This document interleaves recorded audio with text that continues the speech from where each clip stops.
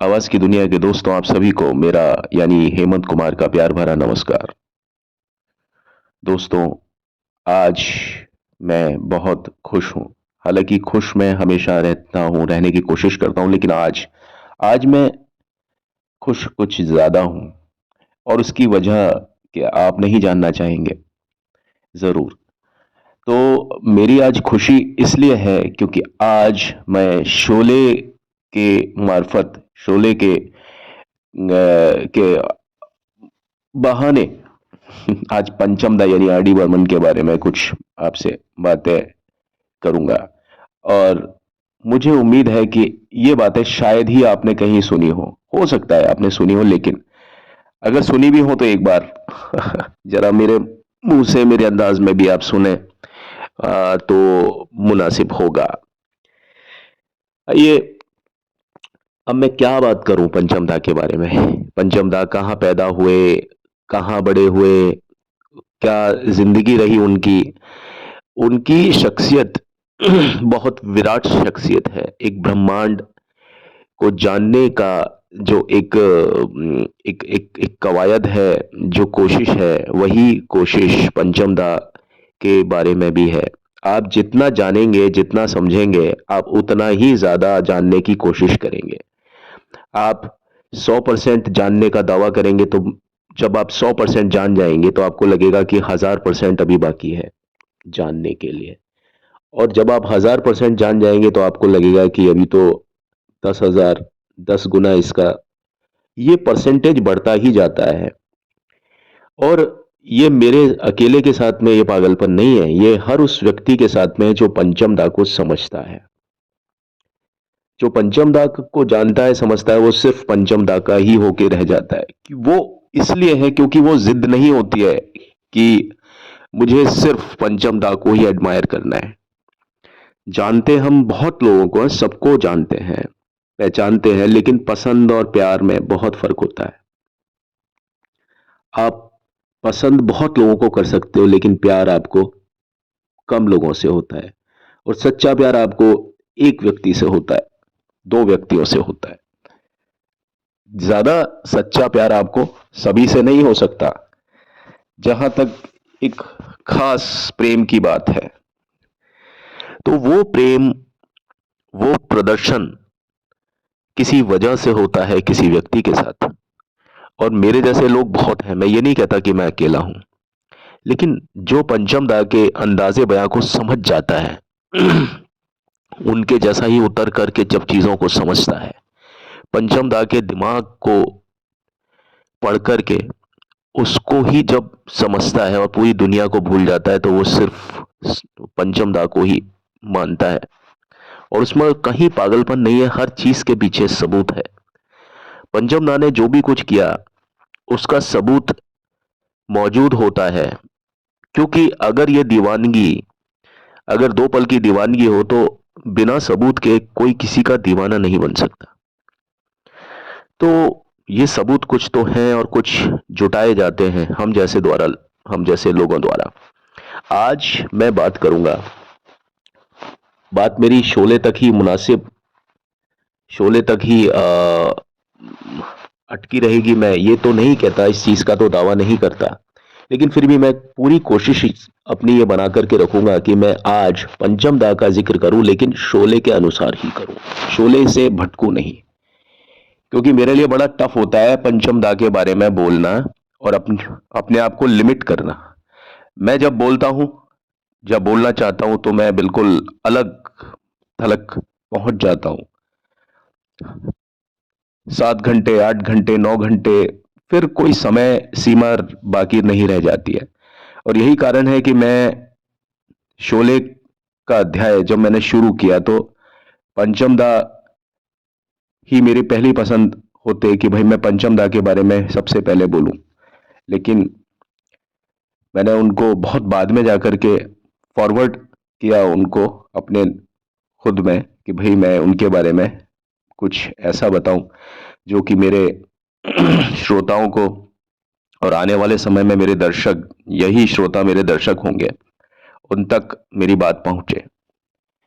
तो आज हम बात कर लेते हैं शोले के बारे में। जैसा कि आज का विषय है और काफी समय से यही विषय चल रहा है और अभी चलेगा। तो हुआ यूं था कि भाई जब शोले की शूटिंग का सीन, जब बेंगलोर में जब लोकेशन वगैरह फाइनल हो गई और सब सेट वगैरह बनाए गए वहां पर, जब वहां पूरा एक एक पूरी पूरी कॉलोनी बसाई गई थी बेंगलोर में, झोपड़ियां और पूरा। आप देखिए वहां सारा सिस्टम था, पानी का सिस्टम वहां पहुंचाया गया, बिजली का सिस्टम पहुंचाया गया, जितने सीवेज सिस्टम थे वो सारी चीजें वहां बनाई गई थी। टॉयलेट से लेके बिजली वगैरह सारी चीजों की व्यवस्था वहां की गई थी। और जब ये सारे काम होते हैं तो बहुत समय लगता है। तो आप समझिए, कुछ लोग ये कहते हैं भाई कि पानी की टंकी तो थी, लेकिन पानी कहां से चढ़ता था, उस गांव में बिजली तो नहीं थी, लेकिन वास्तव में वहां पर बिजली थी, पहुंच चुकी थी। वो चीज शोले फिल्म में नहीं दर्शाई गई थी, लेकिन शोले के सेट पर बिजली होती थी क्योंकि सारे व्यवस्थाएं की गई थी। बिजली के तार डाले गए थे, फोन के तार डाले गए थे, सड़कें बनाई गई थी वहां तक। और ये पूरा का पूरा निर्माण किया गया था शोले के लिए। और इनका पूरा खर्चा उठाया था जीपी सिप्पी और रमेश सिप्पी ने, पिता पुत्र ने। और जब ये खर्चा किया जा रहा था, तो ये खर्चा तो रामनगरम यानी बेंगलोर के पास में एक जो जगह थी, पास नहीं काफी दूर थी, वहां किया जा रहा था। और उसी समय शोले के गानों पर और उसके बैकग्राउंड पर काम हो रहा था। पहले, सबसे पहले शोले के बैकग्राउंड के ऊपर काम नहीं हुआ, यानी जो पार्श्व संगीत होता है, जो उस पर काम नहीं हुआ, पहले शोले के गानों के ऊपर काम हुआ था। और जो सबसे पहला गाना जो रिकॉर्ड हुआ था, जिस पर काम हुआ था, वो था आपका, आप अनुमान लगा सकते हैं कौन सा गाना था वो? चलिए मैं आपको बताऊंगा कि वो कौन सा गाना था। तो सारी चीजें, व्यवस्थाएं जब हो गई, तो शोले की संगीत की बैठकें शुरू हुई। 70 के दशक की शुरुआत में, जैसा कि बताया जाता है कि आर डी बर्मन साहब थे, वो अपने पूरे चरम पर थे। बहुत ज्यादा अच्छा काम तो खैर उन्होंने पूरी जिंदगी भर किया, लोगों ने कंसीडर नहीं किया बाद में, समझे नहीं, उनके दिमाग तक नहीं पहुंचे, या उनकी ईमानदारी लोगों को रास नहीं आई बाद में। लेकिन जो उनका जो काम था वो सर चल चढ़ करके बोलता था। इससे पहले आप देखिए 1971 में दम मारो दम, हरे राम हरे कृष्णा। और वहीं पर ही आप देखिए फूलों का तारों का, सबका कहना है एक हजारों में मेरी बहना है, या हरे रामा हरे कृष्णा, या कांची रे। अब देखिए ये सारे जो गाने थे ये एंथम की तरह यूज किए जाते थे। रक्षाबंधन पर कोई भी ऐसा व्यक्ति नहीं है कि जो इस गाने को ना गाए, या रेडियो पर प्रसारित ना हो, या टेलीविजन पर प्रसारित ना हो। फूलों का तारों का, सबका कहना है एक हजारों में मेरी बहना है। वहीं दूसरी तरफ डिस्कोथेक की जान, आज तक भी जो बजता है गाना, वो है दम मारो दम। कई गाने आए जो आए और आकर के चले गए, जो कि हिप्पीज के ऊपर बने या नशाखोरी के ऊपर बने, यानी सिचुएशन कुछ भी हो, लेकिन हर सिचुएशन के ऊपर जो एक काम किया जाता था, कमाल किया जाता था, जो लीक से हट करके जिस दृष्टिकोण तक कोई पहुंच ही ना पाए, और अपने आप में पहली तरह की साउंड, यानी उससे पहले जो साउंड जो पंचम दा यूज करते थे, किसी भी तरह का साउंड, किसी भी तरह का एम्बियंस, किसी भी तरह की हारमोनी, मेलोडी, ये मेलोडी, ये हारमोनी उससे पहले महसूस नहीं की गई थी, बिल्कुल महसूस नहीं की गई थी। वो रिदम पैटर्न, वो सारी चीजें जो समायोजन होता है क्लासिक म्यूजिक का, क्लासिकल जो अपना म्यूजिक है उसका, लोक संगीत का, साथ में वेस्टर्न, और साथ में परकशन। और परकशन में भी ऐसी ऐसी चीजें जो कि आप, कोई व्यक्ति किसी भी चीज से म्यूजिक, यानी माचिस की तीली से म्यूजिक बना ले, सैंड पेपर से म्यूजिक बना ले, बैल से म्यूजिक बना ले, कोई भी ऐसी चीज जो कि आवाज कर सकती है, या कोई चीज आवाज नहीं करती है तो उसमें से भी आवाज पैदा की जा सकती है। तो ये चीजें जो थी ना, ये पंचम दा इतना आराम से अपने आप खुद भी करते थे, और उनके साथ में जो लोग बाग जो होते थे, उनके असिस्टेंट्स थे, जो उनके सहायक थे, वो सभी एक टीम नहीं थी, वो पूरा एक शरीर था। और आप देखिए ये शरीर जब मिल जाता है तो क्या काम होता है। शोले जैसा बैकग्राउंड म्यूजिक क्या आप कहीं पर ढूंढ करके, कहीं मुझे आप बता सकते हैं कि साहब पूरी दुनिया में कहीं शोले जैसा कोई म्यूजिक बनाए क्या, बैकग्राउंड म्यूजिक? मैं बहुत सारे म्यूजिक की बात कर सकता हूं, पंचम दा का कोई भी बैकग्राउंड म्यूजिक, खास तौर पर जो सिचुएशंस पर बजता है, गानों की बात ही नहीं कर रहा हूं मैं, गानों की बात करूंगा बाद में, पहले मैं बैकग्राउंड म्यूजिक की बात करता हूं। क्या बैकग्राउंड म्यूजिक पंचम दा की तरह कोई कहीं बजता है क्या, आप ये बताइए? सिचुएशन पर कोई कैरेक्टर अगर आया, कोई फिल्म में अगर कोई पात्र अगर कहीं आता है, जैसे ही पर्दे पर आता है, तो उसके आने पर कौन सा म्यूजिक बजता है, पीछे से कौन सा म्यूजिक बजता है, आप बताइए? जब गब्बर सिंह की एंट्री होती है फिल्म में, तो कौन सा म्यूजिक बजता है? एक ऐसा लगता है जैसे सियार रो रहा है।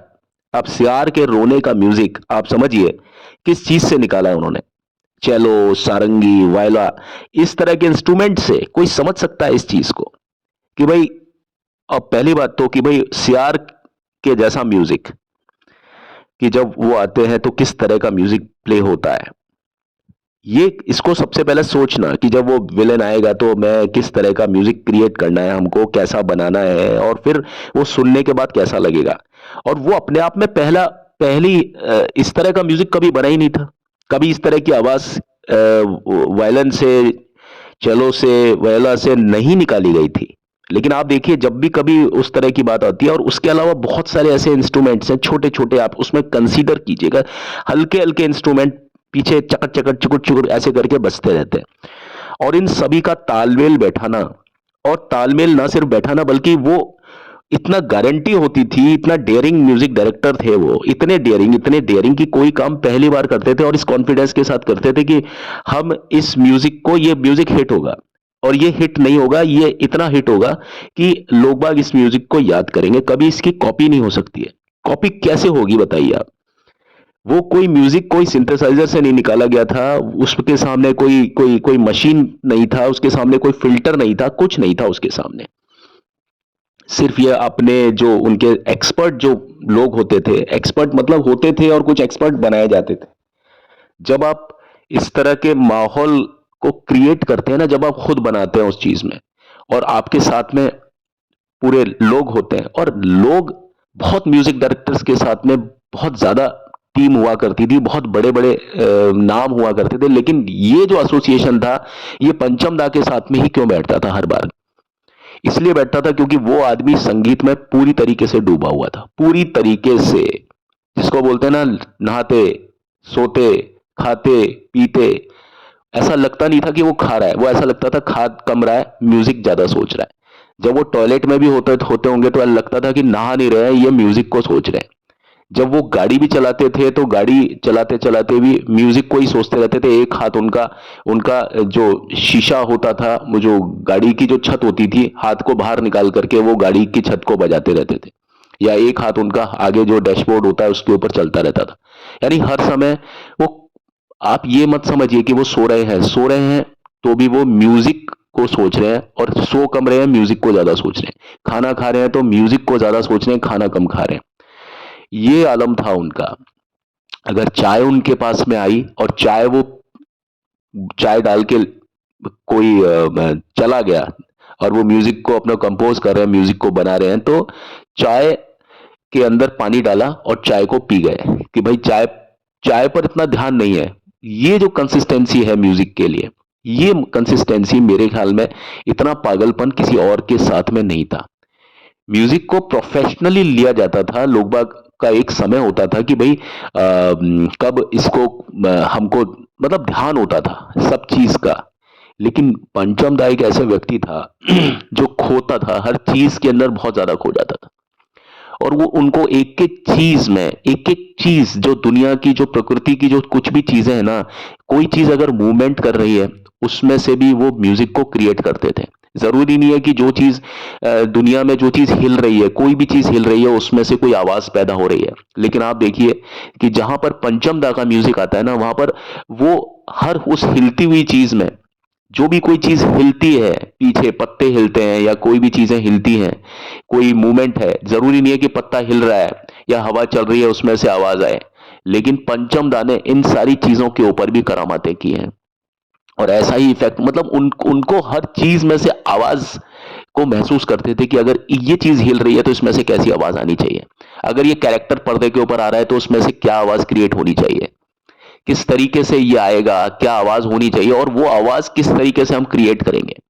और आप देखिए कि हर हर चीज का सुर एक जैसा नहीं होता, उसका प्रभाव वैसा नहीं होता। अभी हम मतलब किसी चीज के नोट्स शॉर्ट होते हैं, किसी के बहुत हाई नोट्स होते हैं। अब हर चीज को आप हाई नोट को पर कैसे कन्वर्ट करोगे, यानी वो आवाज पर्दे पर जाकर के इतनी ज्यादा धांसू, इतनी ज्यादा भव्य कैसे सुनाई देगी।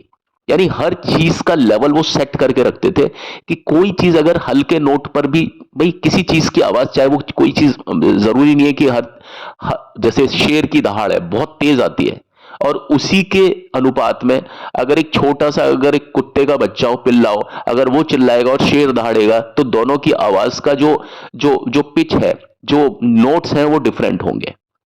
शेर की आवाज, हल्की आवाज भी बहुत तेज जाएगी, बहुत ज्यादा, और जो छोटा सा पिल्ला है, पिल्ले का जो छोटा सा बच्चा, अगर वो उसकी आवाज अगर आएगी तो बहुत धीमे आएगी आवाज। लेकिन जब पंचम दा जब रिकॉर्ड करते थे तो दोनों की आवाज का समायोजन, मान लीजिए अगर एक ही स्क्रीन पर ये दोनों आवाजें आ रही हैं तो दोनों आवाज एक जैसी जाती थी, बराबर जाती थी वो, और उस तरह की कोई भी व्यवस्था वहां नहीं थी, नहीं हुआ करती थी।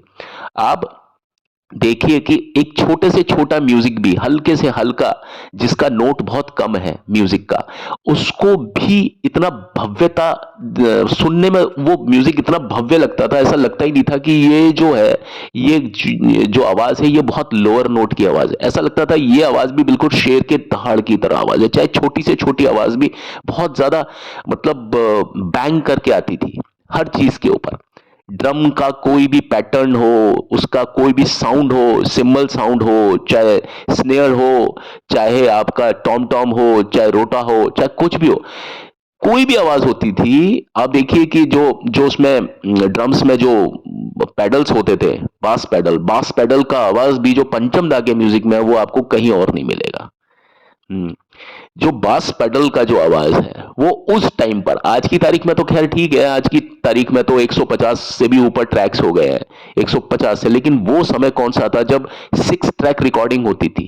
और शोले की तो रिकॉर्डिंग राजकमल में 6 ट्रैक पर हुई थी, और उस समय 6 ट्रैक भी बहुत ज्यादा हाई क्लास माना जाता था। आप देखिए 6 ट्रैक पर इस तरह का प्रभाव, शोले जैसा म्यूजिक, शोले में आप देखिए कि हर कैरेक्टर, जब भी कभी कोई कैरेक्टर आता है तो उसका एक म्यूजिक अलग से है, बिल्कुल अलग। और आप, मैं, मुझे थोड़ा सा बोलते हुए थोड़ा आज अजीब लग रहा है, मतलब मुझे मुझे माफ कीजिएगा। 2014 में जो फिल्म आई थी 3D शोले, आप पुराना म्यूजिक सुनिए, और जो म्यूजिक डायरेक्टर राजू सिंह ने जो म्यूजिक दिया है तो वो पुराना वाला जो पूरा इफेक्ट को खत्म कर दिया है, उसमें डिजिटल कर दिया है, क्लियर कर दिया है, ट्रैक के ऊपर म्यूजिक को लेकर के आए। लेकिन कुछ इंस्ट्रूमेंट ऐसे थे जो बहुत बारीक इंस्ट्रूमेंट बजे थे उस समय परकशन के समय पर, क्योंकि मेरे पास में उनका पूरा कैसेट पड़ा हुआ है जो स्टीरियो का, अगर मैं उन कैसेट को सुनता हूं और आज ये राजू सिंह वाला जो म्यूजिक सुनता हूं ना, तो बिल्कुल बहुत जो माइन्यूट जो चीजें जो पंचम दा ने जो बजाई थी, एक एक पॉइंट पर एक एक चीज, ऐसी ऐसी चीजें जो बहुत बहुत बहुत माइन्यूट बज रही है, लेकिन उनके अपने आप में कुछ गहरे मतलब हुआ करते थे, सीन के हिसाब से, दृश्य में एक एक चीज, मतलब इतनी गहराई और इतनी बारीक म्यूजिक, मतलब एक अगर पत्ता कोई चीज कड़क कड़क कड़क कड़क आवाज आ रही है तो उसमें से भी कोई चीज, दूसरी चीज का भी आवाज आ रहा है, तीसरी चीज का भी आवाज आ रहा है, और वो सारी आवाजें मिल नहीं रही है, वो सारी आवाजें अलग अलग महसूस हो रही हैं। तो ये जो इफेक्ट था म्यूजिक का, मतलब मैं आज सिर्फ बैकग्राउंड म्यूजिक की बात करूंगा, कि आप देखिए कि जब मैं एक एक म्यूजिक के ऊपर एक अलग से वीडियो बना रहा हूं, ये आज मैं सिर्फ उस म्यूजिक की बात कर रहा हूं, जैसा कि मैंने टेम्पलेट में दिया हुआ है कि ट्रक के डिफरेंशियल से कौन व्यक्ति म्यूजिक निकाल सकता है, इतना पागल, इतना गहरा, इतनी गहरी सोच किसकी होगी कि कौन ये सोच सकता है, दुनिया का कौन सा बंदा, कौन सा म्यूजिक डायरेक्टर ऐसा सोच सकता है कि एक ट्रक, कहाँ दिमाग में म्यूजिक, लोग कहते हैं पंचम दा के बारे में ना जाने अनाप शनाप भी कहते हैं, लेकिन लोगों के तो जितने मुंह उतनी बातें, लोग तो भगवान को भी गालियां देते हैं, तू तड़ाक बोलते हैं, तो उसमें तो वो पंचम दा हुए, तो गालियां देना चाहिए, बिल्कुल देना चाहिए, लेकिन लेकिन आप को खुद को भी देखना चाहिए कि गाली देने वाला इंसान खुद कितने लेवल पर है और सामने वाला व्यक्ति को आप क्यों कर्ज करते हैं, क्यों। तो पंचम दा ने भी बहुत ज्यादा दंश खेला, और आप समझिए कि ये उस समय की बात है, ये 1975 से भी पहले की बात है जब ये म्यूजिक दिया गया था। ये आज तो 50 साल हो चुके हैं। आज अगर पंचम दा होते तो ना जाने क्या क्या कमाल होता, क्या धमाल होता। अच्छा हुआ कि वो पहले ही चले गए, क्योंकि ये जो आजकल जो चीजें चल रही है ना, ऑटो ट्यून और ये सारी चीजें, ये पंचम दा जैसे व्यक्ति के समय अगर ये सारी चीजें होती ना, तो लोग सोचते हैं कि भाई पंचम दा ने भी ऑटो ट्यून किया होगा, इस चीज को, इस धुन को ऐसे किया होगा, ऐसे किया होगा। और सच मानिए, उन्होंने जो किया ना, वो छोटी छोटी मशीन, आज जो डीजे वालों के पास में जो मशीनें होती है ना, पंचम दा के पास में सिर्फ वैसी मशीनें होती थी। सिर्फ उतना ज्ञान, उतनी टेक्नोलॉजी थी इस पूरी दुनिया में, म्यूजिक की, इंडिया में ये जो सिस्टम थे ना, ये उससे ज्यादा नहीं थे। वहीं उन्होंने ये करामात करके दिखाई कि आज भी अगर डिस्कोथेक में या कहीं किसी फिल्म में अगर वो म्यूजिक बजते हैं ना, मैं आज सिर्फ बैकग्राउंड म्यूजिक की बात कर रहा हूं, क्योंकि अगर मैं बोलने बैठूंगा सारी चीजों के बारे में तो मैं सब कुछ भूल भाल जाऊंगा कि भाई मेरे लिए 18 घंटे और 1800 घंटे कितने भी आप मेरे से इस चीज के बारे में मैं रोक ही नहीं पाऊंगा। इसलिए आज मैंने पर्टिकुलरली मैंने बैकग्राउंड के ऊपर बात करनी है, और सिर्फ शोले के बैकग्राउंड के ऊपर बात करनी है, क्योंकि उनका काम सॉन्ग्स पर तो था ही, गानों पर तो था ही, जिनके ऊपर लोगों ने भी उनको बहुत कम तरीके से आका एक टैग लगाने की कोशिश की कि भाई ये वेस्टर्नाइज करते हैं, ये करते हैं, वो करते हैं। वेस्टर्नाइज्ड, अगर पंचम दा अगर वेस्टर्नाइज करते हैं तो मैं कहता हूं दुनिया का हर आदमी वेस्टर्नाइज करता है। पंचम दा ने जो वेस्टर्नाइज किया उसका टेक्निक डिफरेंट था, वो उसके बारे में भी मैं आपको आगे बताऊंगा। आज मैं सिर्फ एक ही जो मेरा क्लॉज है उसके उस पर बात करता हूं। तो आप देखिए कि इस फिल्म में एक सीन है, लास्ट में एक सीन है जहां पर गब्बर सिंह को मरना होता है। आप देखिए कि गब्बर सिंह इस फिल्म में जिंदा छोड़ जाता है, लेकिन जो मूल कथा थी ना, जिसके हिसाब से कहानी को पूरा सेट किया गया था, उसमें जो है रमेश सिप्पी का जो कंसेप्ट था इस कहानी का, कि भाई उनको ये कहानी ही इसलिए पसंद आई थी शोले की, क्योंकि इसमें गब्बर सिंह को मार दिया जाता है। और आप सोचिए इतना नृशंस, इतना क्रूर डाकू कैसे छूट गया इस फिल्म में। तो एक्चुअली इस फिल्म की जो असल कहानी थी उसके अनुसार गब्बर सिंह को मरना था। तो जब गब्बर सिंह को मरना था उस समय पर ये ट्रैक यूज किया गया था, उसकी साउंड तब बहुत मतलब ये मैं आपको जो जो जो म्यूजिक जो बताऊंगा ना, ये आप सुनना इस म्यूजिक को। पर्टिकुलरली कुछ सेकंड्स के लिए ये म्यूजिक बजा था, हार्डली 17 सेकंड के लिए ये म्यूजिक बजा। और ये म्यूजिक जब बजा था, पीछे से कैरेक्टर की जब डेथ होती है, गब्बर सिंह की जब पूरी डेथ होती है, जब वो ऊपर से गिरता है, पूरा नीचे की तरफ गिरता है, और इस तरीके से द्वारका दिवेचा साहब ने उसकी मतलब फोटोग्राफी की कि उसके कई सीन ऐसा लगता है कि 3D इफेक्ट वाले हैं इस फिल्म में। तो ये जो म्यूजिक था ना, जिसमें गब्बर सिंह जैसा लंबा चौड़ा आदमी जब गिरता है ऊपर से, और स्क्रीन पर के ऊपर ऐसा ऊपर की तरफ से गिरता है, तो ऑडियंस को ऐसा लगता है कि वो उनके ऊपर ही गिर रहा है। पर्दे पर देखा हुआ जो 70 पर जो इसका इफेक्ट आता था ना, बहुत गजब का आता था। 35 पर भी बात थी, लेकिन जो इफेक्ट इसका स्टीरियोफोनिक साउंड के साथ में जो शोले का आता है, वो मेरे ख्याल में आज तक कोई ऐसी फिल्म नहीं बनी कि जिसका स्टीरियो इफेक्ट इतना जबरदस्त हो। और यही कारण है कि शोले के जो डायलॉग्स थे और शोले का जो बैकग्राउंड म्यूजिक था ना, उसकी वजह से ये बहुत ज्यादा फिल्म चली। आप सोचिए कि अमजद खान साहब अगर इस फिल्म में अगर आप बैकग्राउंड म्यूजिक को हटा दीजिए, आप मान लीजिए सिर्फ बैकग्राउंड म्यूजिक को, मेरा मतलब है जब जब जो जो कैरेक्टर अपीयर होता है स्क्रीन पर, अगर आप उस म्यूजिक को ही अगर आप हटा देंगे ना, तो मैं कहता हूं कि सिचुएशन बहुत डाउन हो जाएगी। अमजद खान साहब ने नो डाउट बहुत अच्छी एक्टिंग की, बहुत अच्छी एक्टिंग, लेकिन अगर आप इसके पीछे जो बैकग्राउंड म्यूजिक जो चलता है, जब वो डायलॉग बोलता है, जब वो अपनी नृशंसता फैलाते हैं, या फाइटिंग सीन जितने भी होते हैं, अगर उनमें से अगर आप बैकग्राउंड म्यूजिक को, यानी पीछे जो म्यूजिक जो बजता रहता है लगातार कुछ ना कुछ सिचुएशन के हिसाब से, सीन के हिसाब से, और पंचम दा का हर म्यूजिक फ्रेम किससे चिपक करके चलता है, बिल्कुल फ्रेम से चिपक करके चलता है। जो दृश्य स्क्रीन पर चल रहा है वही म्यूजिक पीछे बज रहा होगा। अगर घोड़ा भी चल रहा है टकट टकट, तो पीछे से जो म्यूजिक है वो उस हिसाब से चल रहा है। घोड़े की अगर कैंटरिंग है, घोड़े की गैलपिंग है ना, घोड़े की चाल ट्रॉटिंग है, तो ट्रॉटिंग वाला म्यूजिक बजेगा। अब ये जरूरी नहीं है कि वो ट्रॉटिंग वाला म्यूजिक घोड़े की टाप से ही बजेगा, वो किसी भी इंस्ट्रूमेंट से निकाला जा सकता है, लेकिन उसमें इफेक्ट ट्रॉटिंग वाला ही आएगा। कैंटरिंग में भी यही होता था, गैलपिंग में भी यही होता था, और घोड़े की जितनी भी जो चालें हो सकती हैं, और उसी के अनुसार अलग अलग चीज की लट्टू की क्या चाल हो सकती है, एक जो टॉप होता है उसकी क्या चाल हो सकती है, उसमें कोई आवाज नहीं होती है। लेकिन पंचम दा के सामने अगर कोई लट्टू भी चलता था ना, अगर कई सीन पर अगर कोई लट्टू भी चल रहा है कि कोई जो टॉप को जो फिराक करके, तो उसमें भी वो उसकी क्या आवाज हो सकती है, हो सकती होगी, वो उस पर काम नहीं करते थे कि इस चीज की क्या आवाज है, वो उस चीज पर आवाज वो पंचम दा इस दर्शन पर काम करते थे कि किसी चीज की आवाज अगर नहीं आ रही है, अगर इसकी आवाज आती, अगर इसकी आवाज पैदा होती तो किस तरह की आवाज पैदा होती, तो उस तरह की आवाज को वो क्रिएट कर देते थे। मैंने आपको बताया था जैसे लट्टू है, टॉप, अगर उस वो जब फिरता है तो उसकी कोई आवाज नहीं होती है, कोई आवाज नहीं होती है। लेकिन अगर उसकी कोई आवाज हुआ करती तो वो उसकी आवाज कैसी हुआ करती, कैसी, इस तरह की आवाज हुआ करती। तो वो पंचम दा इस तरह से म्यूजिक क्रिएट करते थे कि हमको लगता था कि जब वो कोई चीज स्क्रीन पर चल रही है ना, तो हर चीज में से एक म्यूजिक आता था। वो उस चीज को इतना ज्यादा जीवंत बना देते थे उस सीन को। मैं आपको वो चीज बता रहा हूं, शायद आपने इस तरीके से चीजों को नहीं सोचा हो। मैं भी, मेरी भी क्या औकात है कि मैं इन चीजों को इस तरीके से सोचूं, लेकिन मेरा भी दिमाग तब काम करता है जब सामने वास्तव में जब ऐसी चीज घटित होगी, तो ही तो आपका दिमाग इस तरह से काम करेगा। ये चीज मैं किसी और के बारे में, किसी और म्यूजिक डायरेक्टर के बारे में बिल्कुल भी नहीं बोल सकता, क्योंकि मैं उसको मानता हूं असली म्यूजिक डायरेक्टर, जो कि बिना बोल के, बिना लिरिक्स के, सिर्फ म्यूजिक के भरोसे अपनी बात को साबित कर दे। पंचम दा, मैं कहता हूं, एक ऐसा नाम है जो कि बिना बोलों के, देखिए गानों के जो बोल होते हैं, बोल के साथ में अगर म्यूजिक आ रहा है तो उनमें से आधे से ज्यादा काम तो बोल कर देते हैं, क्योंकि हम इंडियंस की क्या खास बात होती है, ज्यादातर हम इंडियंस का जो म्यूजिक टेस्ट होता है वो किस पर आधारित होता है, कोई गाना अच्छा इसलिए है क्योंकि उसके बोल अच्छे हैं। लेकिन एक संगीतकार जो होता है ना, असली संगीतकार, वो उस चीज को भी हिट कर देता है जिसमें कोई बोल ही ना हो।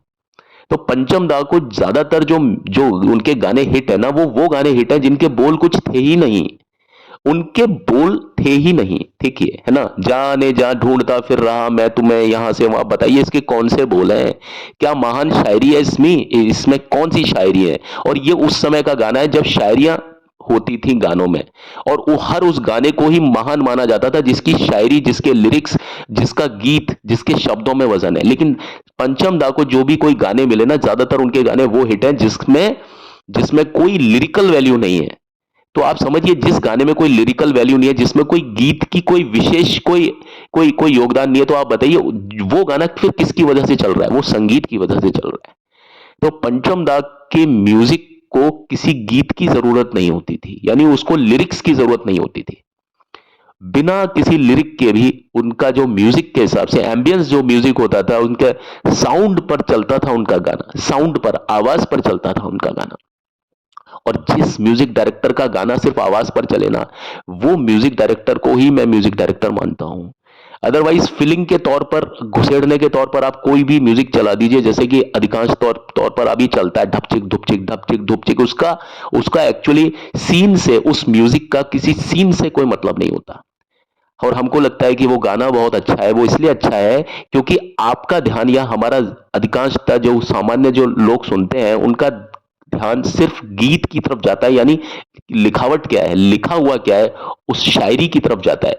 लेकिन आप सोचिए, शायरी लिखने का काम तो सिर्फ गीतकार का होता है, तो संगीतकार उसमें अपनी तरफ से क्या जोड़ रहा है, संगीतकार का काम होता है उसमें संगीत कुछ ऐसा रखे जो संगीत के भरोसे, यानी अगर उस गाने को गीत निकाल दिया जाए, उस गाने में से गीत की वैल्यू निकाल दी जाए, उनमें से शब्द निकाल दिए जाए, तो अकेला वो गाना सिर्फ म्यूजिक, सिर्फ वाद्य यंत्रों की वजह से कितना वो गाना लोगों के दिलों में राज करेगा। तो आप देखिए, इस चीज में मैं सिर्फ और सिर्फ पंचम दा को ही मानता हूं। और बाद में जब उनके कॉपी कैट्स होने लग गए, बहुत सारे लोगों ने उनका कॉपी किया, उस तरह से पता पड़ जाता है, जाहिर जाहिर सी बात है, मैं यहां नाम नहीं लेना चाहूंगा, बहुत बड़े बड़े लोगों ने, तो लेकिन पंचम दा ने ही इन सब चीजों की शुरुआत की थी, और बिना किसी डर के उनको जो भी कोई वो काम करते थे, जो भी ट्यून बनाते थे, वो अपने आप में एक नई तरह की ट्यून होती थी।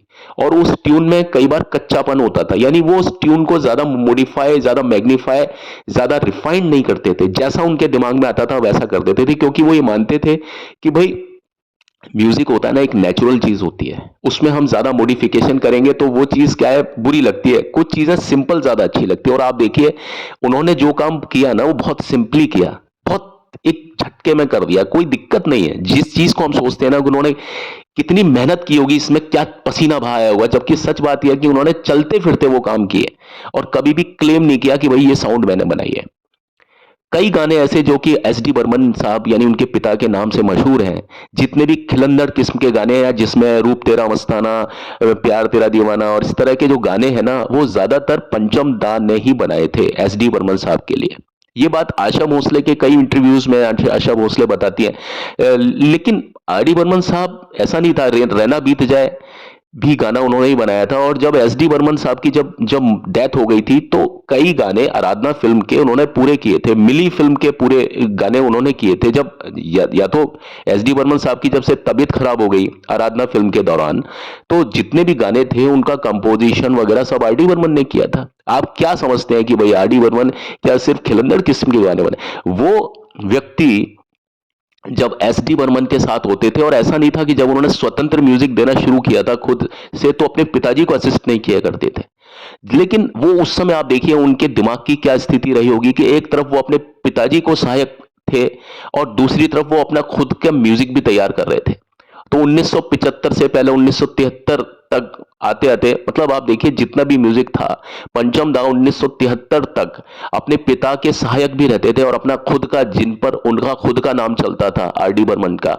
यानी आप इमेजिन कर सकते हैं कि जब दमोर दम चल रही थी उस समय रहना बीत जाए गाना भी बन रहा था, और उस समय एस डी बर्मन की भी कोई फिल्म थी, उसके गाने की शूटिंग के मतलब वो सारी चीजें भी होती थी। ज्वेल थीफ का कोई गाना होता था एस डी बर्मन साहब का, तो उसमें भी पंचम दास सहायक होते थे और उसके साथ में वो अलग अलग टाइप के काम भी करते थे, है ना। कांटा लगा भी उन्होंने बनाया था, समाधि फिल्म का गाना 1972 कांटा लगा, जो कि 2000 और 2001 में डिस्कोथेक की शान था, शेफाली जरी वाला। और आज भी आप देखिए कल्ट म्यूजिक में पंचम दा का कोई कोई जवाब नहीं है। रिमिक्सेस में उनसे ऊपर ना तो कोई निकल सकता है ना कोई निकल सका, आज तक का तो ये रिकॉर्ड है। तो वो व्यक्ति की मैं आपको बात बता रहा हूं, और इस फिल्म में जो डिफरेंशियल का जो म्यूजिक दिया, आप समझिए कि इतनी गहराई किसको होगी कि कौन इतनी माथाफोड़ी करेगा, और किसको ये पता होगा कि ट्रक का डिफरेंशियल होता है। ट्रक के डिफरेंशियल से को निकलवाया, उस ट्रक के डिफरेंशियल को उसको स्टूडियो में लेकर के आया और उसको बजाया, और ट्रक के डिफरेंशियल से वो म्यूजिक पैदा किया, सिर्फ 16 सेकंड के लिए वो म्यूजिक को पैदा किया, उसको बजाया।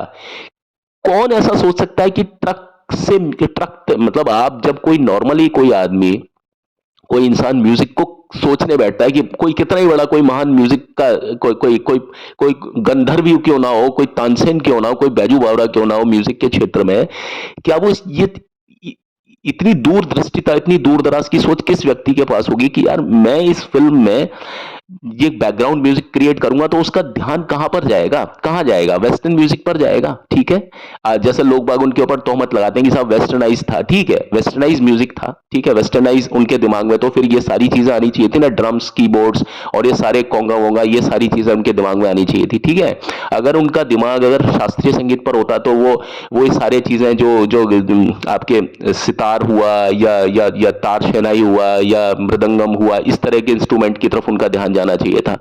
और अगर वो लोक संगीत की तरफ अगर बात करते तो फिर वो एक तारा और रावण हत्ता, इस टाइप के जो चीजें होती है ना, इन पर उनका ध्यान जाना चाहिए था।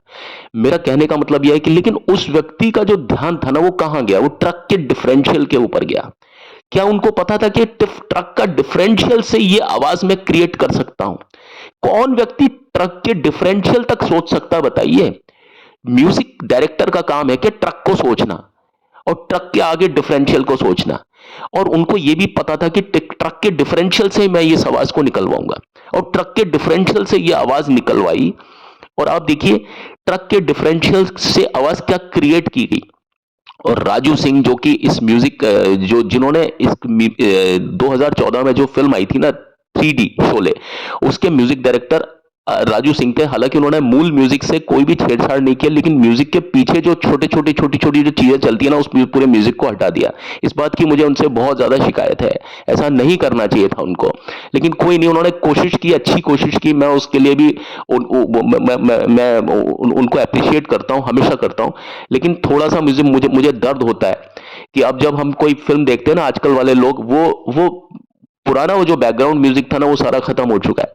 तो जिनके पास में पुराना जो पड़ा हुआ है शोले का सीडी वगैरह, वो समझते हैं एक्चुअल में म्यूजिक क्या था। तो राजू सिंह भी पागल हो गए थे, परेशान हो गए थे। उन्होंने एक एक म्यूजिक के ऊपर देखा, समझा। पहले तो राजू सिंह को समझ में ही नहीं आया कि यार ये म्यूजिक कौन कौन से बजे हुए हैं, हमारे सिंथेसाइजर में ये आवाजें है ही नहीं।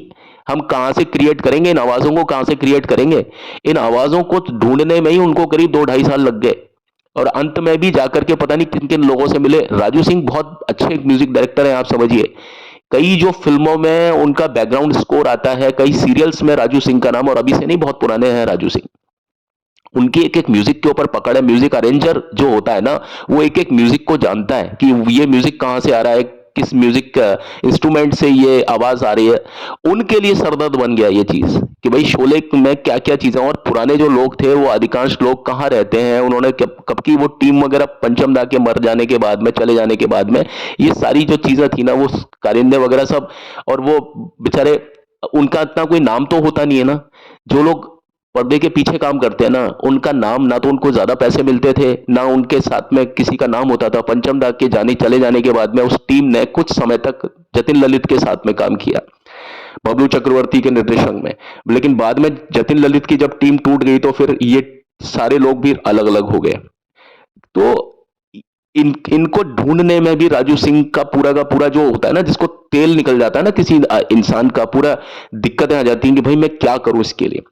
तो सारे म्यूजिक को तो उन्होंने पता कर लिया कि यार ये कहां से निकला है, इसको आवाज को कैसे क्रिएट किया, ये आवाज कैसे बनाई, ये आवाज कैसे बनाई, ये आवाज कैसे बनाई। लेकिन एक आवाज के लिए वो पागल हो गए कि यार ये आवाज किस चीज की आवाज है, ये आवाज किस चीज की आवाज है। वो बहुत ज्यादा दुविधा में पड़ गए, बहुत ज्यादा। जब उन्होंने इस चीज को मतलब कोशिश की कि यार ये आवाज किस चीज की आवाज हो सकती है जो यहां पर शोले में, इस सीन पर, इस पॉइंट पर क्रिएट की है, वो आवाज के बारे में बहुत जगह भटके राजू सिंह। अंततः वो आवाज उन फिल्म के जो जो जो परकशनिस्ट जो थे, आज की तारीख में वो भी नहीं है जिंदा, होमी बुलंद साहब और रंजीत सिंह गजबेर, जिन्हें कांचा बोला जाता है, उन लोगों ने राजू सिंह को बताया था कि ये आवाज पंचम दा ने ट्रक का जो डिफरेंशियल होता है, वहां से इस आवाज को क्रिएट किया था, और बजाने वाले होमी मुल्लन ही थे। और आप देखिए इस आवाज को कैसे क्रिएट किया, और उनको ये गारंटी थी कि इस आवाज को किस तरीके से क्रिएट किया जाए, कैसे बनाया जाए, ये आवाज कैसी लगेगी। और आप देखिए जब गब्बर सिंह गिरता है, और तो ये आवाज बिल्कुल फबती है, उस सीन के ऊपर बिल्कुल चिपक करके चलती है ये आवाज, बहुत प्यारा। और ये आप सोचिए, ये कब की बात बता रहा हूं मैं, 1950 की। उस टाइम पर कोई क्या, उस समय कौन सा म्यूजिक डायरेक्टर ऐसे सोचते थे। मैं बड़े बड़े म्यूजिक डायरेक्टर थे उनके साथ में, बहुत नाम था, बहुत उनसे पहले थे, उनके बाद में थे, लेकिन इस तरह से कौन समझता था चीजों को, और आज भी कौन समझता है इन सारी चीजों को। आप बताइए, आप मुझे एक नाम बता दीजिए, मैं यूट्यूब को छोड़ दूंगा, बनाना ही छोड़ दूंगा। आज के बाद मैं कभी ये क्लेम करूंगा ही नहीं कि पंचम दा कुछ थे क्या। मैं ये भी नहीं कहूंगा कि वो छोटे से बच्चे भी नहीं होंगे म्यूजिक में, कुछ नहीं। एक छोटा छोटा सा जो म्यूजिक डायरेक्टर है, जो आजकल बहुत बड़े बड़े नाम हो गए ना, वो भी उनको उंगली पकड़ना सिखाता होगा। जैसे रफी साहब को लोग बागों ने बहुत बाद में गाना बताया कि साहब, रफी साहब ऐसे गाइए, ऐसे गाइए। ये बात तब की है जब कुछ नए नए जो कुकुर मुत्ते पैदा होते हैं ना फिल्म इंडस्ट्री में, जो म्यूजिक डायरेक्टर, जो नए नए जो म्यूजिक डायरेक्टर बनते हैं, है ना, जिनको कुछ नहीं आता है, वो भी रफी साहब को सिखाते थे कि रफी साहब देखिए ऐसे गाइए, ऐसे गाइए, आप ऐसे गाइए। रफी साहब जैसे इंसान को जो लोग सिखा दें, तो वो पंचम दा जैसों को भी पता नहीं क्या क्या नहीं बोल सकते। तो बस मैं आज थोड़ा सा भावुक भी हूँ, भाव विभोर भी हूँ, क्योंकि मैं आज अपने अपने खुदा के बारे में बात कर रहा हूँ। मेरा खुदा जो जिसने मुझे पैदा किया, वो तो खैर है, वो तो कभी इस दुनिया से कभी दिवंगत नहीं हो सकते, वो तो मेरे और आप सभी के दिलों में राज करते हैं, रहते हैं। लेकिन उनके अलावा जो मेरा दूसरा खुदा है, वो है मेरा पंचम दा। तो ये खुदाई जो होती है ना, ये मेरे साथ में नहीं है, ये बहुत लोगों के साथ में। और पंचम दा की बात मैं इसलिए करता हूं क्योंकि सफल तो हर कोई हो सकता है। जितनी सफलता पंचम दा के पास में थी ना, उतनी शायद किसी के पास में भी नहीं थी। और सफलता कभी भी दमकों में या अवार्ड्स में नहीं होती है। अवार्ड तो उनको एक बार ही मिला जिंदगी में। जहां पंचम दा जैसे व्यक्ति को सिर्फ एक बार अवार्ड मिले, तो आप सोचिए कि लोग बाग किस नियत के लोग रहे होंगे कि जो उन जैसे व्यक्ति को। लेकिन असली जो कदरदान होते हैं ना, असली अवार्ड्स होते हैं ना, वो लोगों की पसंद होती है। आप लोगों को दूर कर सकते हो, आप कैद कर सकते हो, लेकिन बीते वक्त के साथ में सिर्फ पंचम दा का नाम ही टॉप पर चलता है। आज की तारीख में भी कुछ भी कर लीजिए आप, कहीं भी आप जाएंगे ना, नंबर वन पर, टॉप पर। जैसे माइकल जैक्सन को कोई हटा नहीं सकता ना, वैसे पंचम दा को भी कोई हटा नहीं सकता। वो वर्ल्ड म्यूजिक का आदमी था, सिर्फ इंडियन म्यूजिक नहीं था। जो लोग उसको पहचान नहीं सकते ना, समझ नहीं सकते, समझ लो उनका जो दिमाग है ना, वो उस लायक नहीं है कि वो पंचम दा तक पहुंच सके। उसमें पंचम दा जैसों की कोई गलती नहीं होती। बाकी लोग हैं, मुंह है। मैंने क्या कहा आपको कि लोग तो भगवान को भी गालियां देते हैं, और भगवान को ही सबसे ज्यादा गालियां देते हैं। मैंने कभी भी ज्यादा लोग ऐसे नहीं सुने जो भगवान को आप कह के बोलते हैं। ज्यादातर लोग तो भगवान को भी तू कह के बोलते हैं। ठीक है, बस आज की वीडियो में बस इतना ही। और आज मैं बहुत खो गया हूं, और आने वाले समय में मैं पंचम दा के बारे में 3-4 वीडियोस में तो कम से कम सिर्फ शोले के ऊपर मैं बात करूंगा। तो अभी तो चलता हूं और लौट के मिलता हूं इस वादे के साथ में कि आप बहुत अच्छे तरीके से अपनी जिंदगी का निर्वहन कर रहे होंगे। और बस ये मैंने एक सीन जोड़ा है, इसको आप जरूर देख लीजिए, समझ लीजिए, सुन लीजिए, आपको बहुत अच्छा लगेगा। Take care and have a nice time. और मेरे चैनल को प्लीज लाइक शेयर सब्सक्राइब जरूर जरूर जरूर कीजिए, क्योंकि इन सारी चीजों में सब मेहनत लगती है, बहुत ज्यादा रिसर्च लगती है। कहने को आप मुझे भी बहुत बोल सकते हैं, गलत बोल सकते हैं। मैंने यहाँ किसी की दूसरे की बुराई नहीं की है। पंचम दा के बारे में बोला है तो पंचम दा के मेरे लिए सभी पूजनीय है। लेकिन एक व्यक्ति जो अलग हट करके होता है ना किसी मामले में, मैं उस चीज को भी समझता हूँ। और आप में से बहुत सारे लोग इस बात को महसूस करेंगे, मानेंगे। फिर भी अनजाने में अगर मैंने किसी का दिल दुखाया हो, मैं उसके लिए क्षमा प्रार्थी हूँ, बहुत ज्यादा क्षमा प्रार्थी हूँ। Thank you and have a nice time. God bless all of you. आवाज आपके सामने प्रस्तुत है जो इस समय चल रही है शंख शंख शंख शंख शंख शंख शंख शंख। ये जो आवाज है ये डिफरेंशियल की आवाज है। डिफरेंशियल की आवाज से ये एक प्रभाव पैदा किया गया कि गब्बर सिंह का जब मर्डर होता है, जब दहन होती है, तो उस टाइम पर ये शंख शंख शंख जो आवाज सुन रहे हैं ना, ये इसके साथ में पूरी तरीके से जाती है। इसको आप देखिए, है ना। तो मुझे बताइए कि ये आवाज इतनी ज्यादा दूर दराज थी इस फील को लाने के लिए। ठीक है, आप देखिए, इसको समझिए, परखिए अपने अंदाज में। Thank you, have a nice day.